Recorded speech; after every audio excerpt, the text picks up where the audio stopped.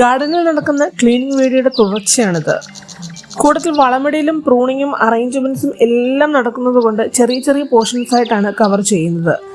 മഴ പെയ്ത് മൊത്തത്തിൽ കളപിടിച്ച് കിടക്കുകയാണ്.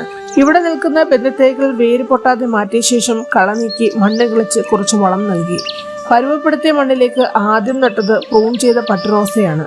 ചട്ടിയിൽ നിന്നൊരു മോചനം കുറേ നാളെ ആഗ്രഹിച്ചിരിക്കുകയായിരുന്നു ആള്. ശേഷം ബന്ധത്തേക്കൾ നിരനിരയായി നട്ടുകൊടുത്തു.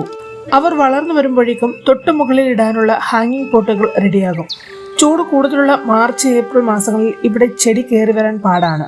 ആ സമയങ്ങളിൽ ചട്ടിയിലെ ചെടികൾ ചൂട് കുറഞ്ഞ സ്ഥലങ്ങളിലേക്ക് മാറ്റിവെക്കും. ചെടിനടയിൽ കഴിഞ്ഞ് വെള്ളമൊഴിക്കാൻ പോയപ്പോഴാണ് മൾബർ ചെടിയിലെ കായകൾ കണ്ടത്. സാധാരണ നേരിട്ട് കഴിക്കാറാണ് പതിവ്. ഇന്നൊരു വെറൈറ്റി ആയിക്കോട്ടെ എന്ന് കരുതി ജ്യൂസ് അടിച്ചു. ആദ്യ സിപ്പിൽ തന്നെ എനിക്കിതെന്തിന്റെ കേടായിരുന്നു എന്ന് ചിന്തിച്ചു പോയി. രുചിച്ചറിയാൻ ഒരു അവസരം കിട്ടി എന്ന സമാധാനത്തോടെ വീട്ടിലെല്ലാവർക്കും ആ രുചി പകർന്നു നൽകി.